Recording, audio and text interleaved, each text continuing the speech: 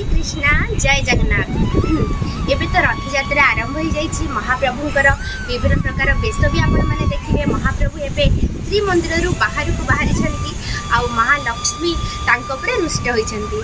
आउ सब वर्ष परी ए वर्ष रथ यात्रा बहुत सुंदर और भव्य होगा जाऊँगी।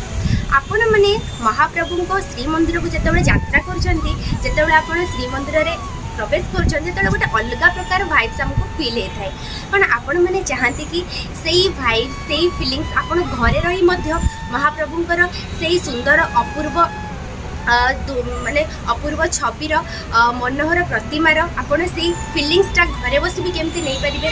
केमिति महाप्रभुंकर श्रीमंदिर जमी आप अनुभव कर महाप्रभु को चतुर्था मूर्ति को तो से चतुर्धा मूर्ति को केमिति आपण घरे बसिकी महाप्रभुंकर श्री मुखारविंद आउ तांकर अंग को केमिति अनुभव करें। आने महाप्रभु जिते सेटा तो भाग्य थाए जो मैंने स्पर्श करती स्पर्श पाइले देखिले जो फिलिंग्स आम भर आसी थाए जो भावटा आम भर प्रकट होता है।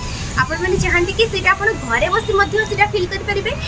एथर जो रथ यात्रा रथ यात्रा को जीवे से महाप्रभुंर अंगरे लगी तुलसी पत्र महाप्रभु को जो तुलसी पत्र अर्पण होची से तुलसी पत्र किसी तुलसी पत्र आप निज घर को आनीपारे। जो मान भाग्य यहपरी सौभाग्य थी से निश्चित भाव में ये तुलसी पत्र को निज घर को आनिक घरे आनी रखिए और से तुलसी पत्र को हलदिया रंगर कपड़े आप बांधि ने जो आप पूजा कर महाप्रभु को घरे आपंकर मंदिर अच्छी आपण मंदिर में आप गीता बही रखिए। गीता बही उपर कहीं भगवान श्रीकृष्ण महाप्रभुंर हृदय को गीता बही बोली कहुए से गीता बही उपर आपड़ से तुलसी पोटलीटा रखिए। नित्यदिन जमी आप पूजा कर महाप्रभु को सेमती से पोटली को पूजा करेंगे आउ हृदय लगे और निज मस्तक लगे।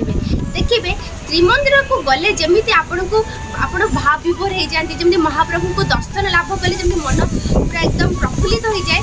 से भगवान अंग लगी से तुलसी पत्र जो आप निज हृदय धारण करेंगे और मस्तक लगे प्रणाम करेंगे आपन को घरे रही बिल्कुल से भाइब्स मिल आप करूँ। आ महाप्रभु को घरे बसी बसी नित्य दिन